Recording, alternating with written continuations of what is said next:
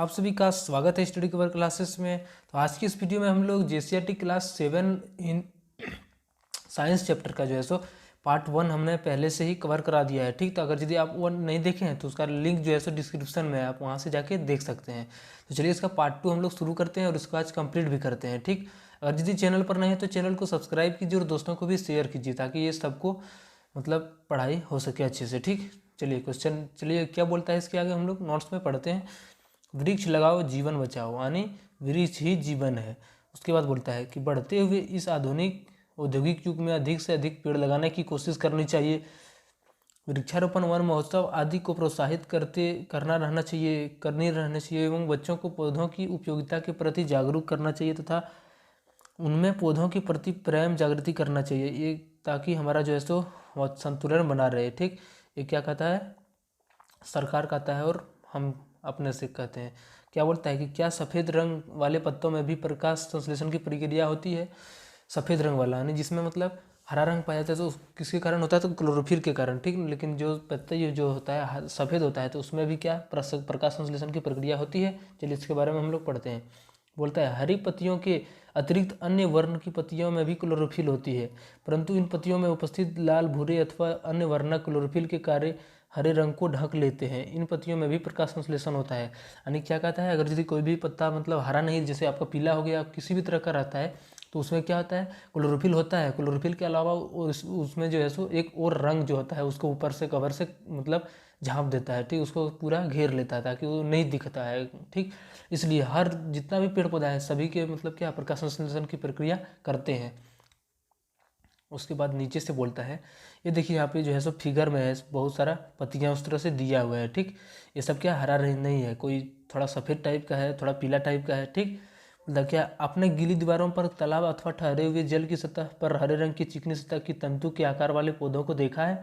तो जरूर देखा होगा भाई, जहाँ पे मतलब बहुत दिनों से पानी है उसके नीचे आप देख सकते हैं, जहाँ पे आपका कहीं पे अगर यदि कल है, ठीक, उसके चारों ओर इस तरह से आपका घेराबंदी किया हुआ है। उसके देखिए इधर सतह में आपका क्या हरा हरा रंग का उथी दिखेगा, परत दिखेगा। ठीक, वो पौधा जैसा दिखेगा तो उसी को क्या कहा जाता है, सेवाल कहा जाता है। क्या कहा जाता है उसको, सेवाल कहा जाता है। ठीक, बोलता है उसके आगे इनमें भी क्लोरोफिल होता है। ठीक, तो इसमें भी क्यों हरा होता है, क्यों, इसके कारण क्योंकि इसके भी जो है क्लोरोफिल पता है, इसलिए ये प्रकाश संश्लेषण द्वारा अपना भोजन स्वयं बनाते हैं। ये भी स्वपोषी होते हैं, यानी ये भी क्या करता है, प्रकाश संश्लेषण की प्रक्रिया वो जो सिवाल दिखता है वो भी करता है।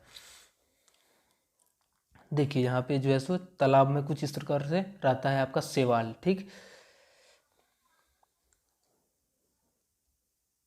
अब चलिए हम लोग यहाँ से अब हम कह सकते हैं कि पोषण की वह विधि जिसमें सजीव अपना भोजन स्वयं संश्लेषित करता है उसे स्वपोषण कहलाती है। ठीक, यानी वो किसी से साथ नहीं लेता है, सिर्फ अपने से अगर यदि भोजन बना के और खा लेता है तो उसको क्या बोलते हैं हम लोग, स्वपोषण बोलेंगे। ठीक, स्वपोषी, स्वपोषण कुछ भी बोल सकते हैं इसको। ठीक, यानी ये किसी दूसरे पर निर्भर नहीं करता है, ये अपने आप अपना भोजन तैयार करता है। जैसे पत्ती में उसका भोजन तैयार होता है तो क्या करता है, अपने से सब सारा चीज़ लेता है, वातावरण से कार्बन डाइऑक्साइड, उसके बाद प्रकाश, सूर्य का प्रकाश लेता है, उसके बाद जड़ से हमारा क्या इसका पानी आ जाता है। ठीक, यानी ये अपने से भोजन तैयार करता है। इसको क्या कहेंगे हम लोग, स्वपोषण कहेंगे इसको। फिर तो डिफाइन किया कि ऐसे जीव जो इस विधि से अपना भोजन ग्रहण करते हैं उसे स्वपोषी कहते हैं। ठीक, अब अगला है कि पोषण की वह विधि जिसमें प्राणी अपना भोजन स्वयं संश्लेषित नहीं कर सकते हैं और प्रत्यक्ष या अप्रत्यक्ष रूप से अन्य पौधों अथवा अन्य जंतुओं पर निर्भर करते हैं, परपोषण या विषम पोषण कहलाती है।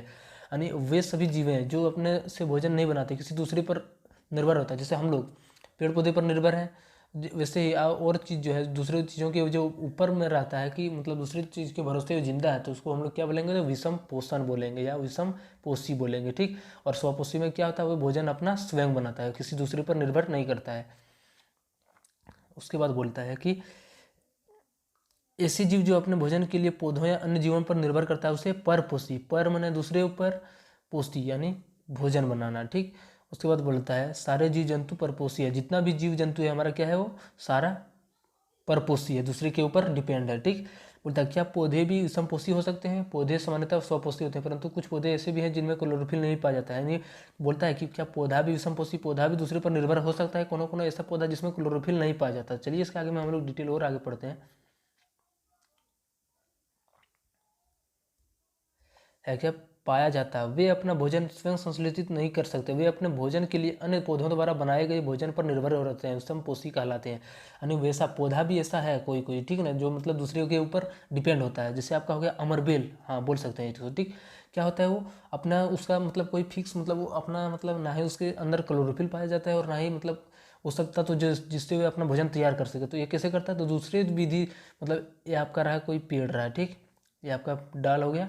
अब इसी के ऊपर क्या होगा, इस तरह से इस तरह से इस तरह से गड़बड़ा जाएगा, ठीक। और इन्हीं का जो खाना तैयार किया होगा पहले, जो इसका जो था पहले डाल, इसको ये डाली वाला, ये क्या करेगा, इसी से खाना, इससे मतलब ये अपना इससे भी खाना मतलब लेगा, ठीक, इसी से इसको चूसेगा इससे यहाँ से।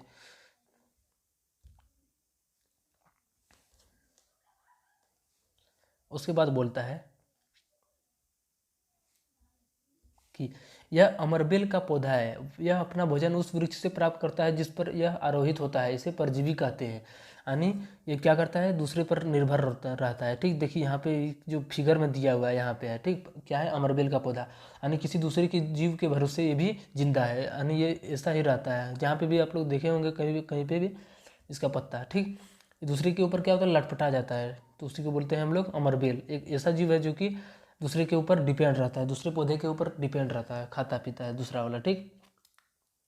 अब पोषण कैसा होता है, देखिए परजीवी पोषण, पोषण की वह विधि जिसमें प्राणी अपना भोजन अन्य जीवित प्राणियों के शरीर से प्राप्त करता है, परजीवी पोषण कहलाता है। यानी वो जो पौधा जो है सो दूसरे पौधा से प्राप्त करता है अपना खाना, और जो पोषण होता है उसी को क्या क्या बोला जाता है, परजीवी पोषण कहलाता है, ठीक है। यानी वो जो जिंदा रहता है उसका मतलब फलता फूलता है। उसके बाद से बोलता है कि प्राप्त करने वाले जीव परजीवी कहते हैं। परजीवी किस जीव से, चलिए इधर आते हैं, यहाँ से किस जीव से अपना भोजन प्राप्त करता है उसे पोषी कहते हैं। यानी जिससे वो प्राप्त करता है, जिस गाछ पर वो मतलब रहता है, तो उसको क्या बोलाता है, पोषी कहलाता है। इंग्लिश में क्या कहलाता है, तो होस्ट कहलाता है, ठीक। अब इसका जो उदाहरण दिया हुआ है क्या क्या है, आपका अमरबेल है, मिसलेटो है, रिफोसोलिया है, अमरबेल तथा मिसलेटो तथा तना परजीवी है, तथा रेफ्लिसिया जड़ परजीवी है। यानी ये क्या होता है, हाँ, यानी ये जो मिसलेटो है ये कहाँ पे पाया जाता है, तो ताना यानी डाल में पाया जाता है, ठीक। और रेफिसिलिया कहाँ पे, जड़, जड़ के नीचे पाया जाता है, ठीक। जब भी तो अगला हमारा है मृतजीवी पोषण। क्या है, मृतजीवी पोषण, पोषण की वह विधि जिसमें प्राणी अपना भोजन मृत एवं विघटित जैविक पदार्थों से प्राप्त करता है, उसे क्या कहते हैं, मृतजीवी पोषण कहलाते हैं। यानी जिससे मतलब कि कोई सामान है, ठीक, हमारा कोई मटेरियल है यहाँ पे, ये बहुत दिनों के बाद क्या हुआ, सड़ गया, सड़ गया, तो यहाँ से क्या होता है, बहुत देखे होंगे कि इससे मशरूम निकल जाता है, होता है ना। तो वहाँ से जो जीव की इस तरह से मतलब प्राप्त करता है उसको क्या बोला जाता है, तो मृतजीवी कहा जाता है। चलिए यहाँ पे लिखा हुआ है कि मृतजीवी पोषण प्रणाली का उपयोग करने वाले पौधे मृतजीवी कहलाते हैं। फफूंद तथा कुकुरमुत्ता या मशरूम जो कवकों के प्रकार हैं, मृतजीवी पोषण के उदाहरण है, ठीक।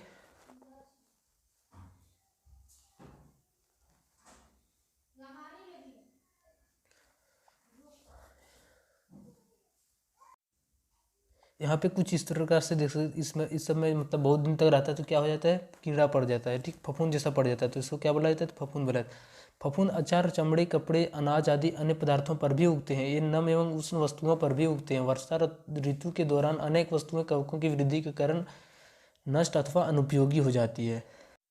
उसके बाद से बोलता है सामान्यतः कवकों के बीजाणु वायु में उपस्थित होते हैं। जब वे हवा के झोंकों से ऐसे द्रव्य जैव पदार्थ अपना उत्पाद पर बैठते हैं, ये नम एवं उष्ण हो तो वे अंकुरित होकर नए कवक को जन्म देते हैं। ये तेजी से फैल जाते हैं। पौधों, जंतुओं एवं मनुष्यों में कवकों के कारण कई प्रकार के रोग भी होते हैं।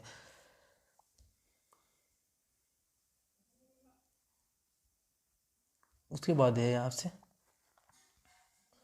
कि घट कीटभक्षी, क्या है आपका कीटभक्षी, घटपर्णी एक विचित्र पौधा है। पोषण की वह विधि सबसे अलग है। घटपर्णी पौधों कीटों को अपने भोजन के रूप में ग्रहण करता है। जितना भी मतलब क्या होता है, कीट उट होता है, इस घटपर्णी उसी से अपना भोजन को ग्रहण करता है।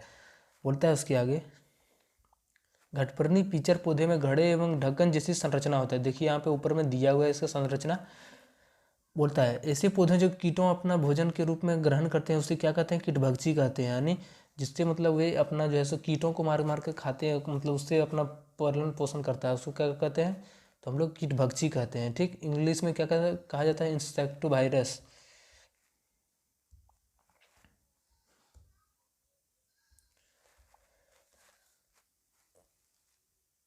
उसके बाद होता है घटफरनी या कलश पौधा, बीन्स, क्लाइटोपॉड आदि क्या होता है, कीटभक्षी होता है। ब्लेडरवर्ट कीटभक्षी पौधों में क्लोरोफिल वर्णक भी पाया जाता है और वे प्रकाश संश्लेषण की प्रक्रिया से अपना भोजन तैयार करता है और पर वे कीटों का भक्षण नाइट्रोजन की आपूर्ति के लिए करता है।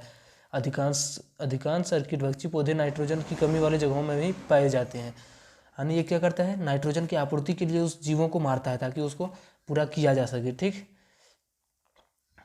चलिए उसके बाद है हमारा अगला कि सहजीवी पोषण।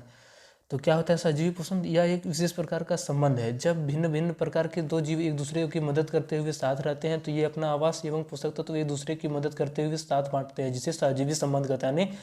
क्या होता है, ये मनुष्य की तरह होता है। ठीक, मतलब एक ऐसा मनुष्य जो मतलब ईमानदार हो, दोनों को मिलकर खा जाना चाहिए। ठीक, ऐसा नहीं जो दलिद्र रहता है, उसको नहीं बोल रहा है यहाँ पे, बोलता है। तथा ऐसे जीव सहजीवी कहलाते हैं जैसे लाइकेन में स्वपोषी शैवाल और मृतजीवी फांगी साथ रहते हैं। ये सभी चीज बोलता है।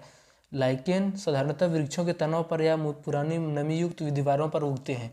लाइकेन कहाँ पे होता है? बहुत दिन हो जाता है जब दीवार का कुछ काम नहीं, मतलब तोड़ उड़ जाता है, उसके बाद जो उगता है उसको वहाँ पे क्या उगता है, तो आपका लाइकेन वहाँ पे आपको पौधा मिलता है। उसके बाद शैवाल में क्लोरोफिल उपस्थित होता है जबकि कवक में क्लोरोफिल नहीं होता है। कवक में क्या क्लोरोफिल नहीं पाया जाता है।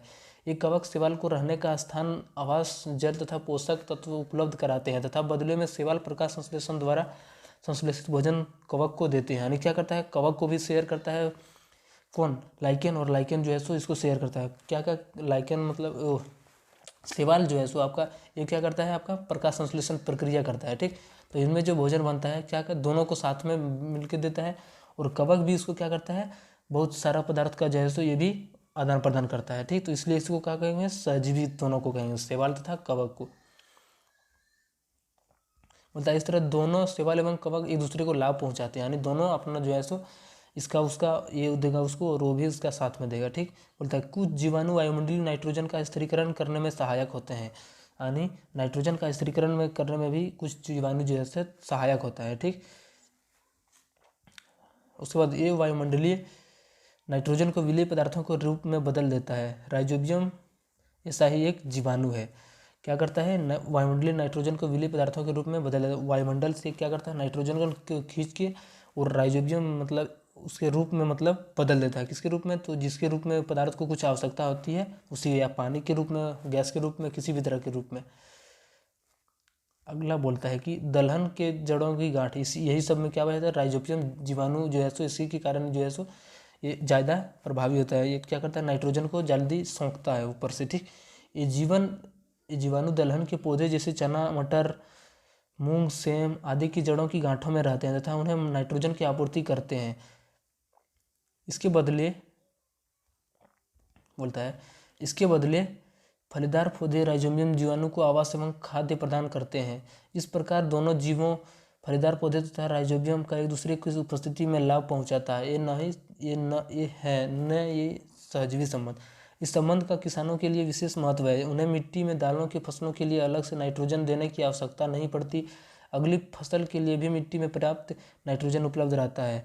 यानी नाइट्रोजन से अगर जिसमें नाइट्रोजन ज़्यादा सोखेगा तो वो क्या ज़्यादा प्रोटीन देगा। ठीक, तो क्या करता है, जितना भी मतलब ये क्या एक तरह से किसान को एक मदद करता है। ठीक, कौन? राइजोबियम आपका जीवाणु जो होता है।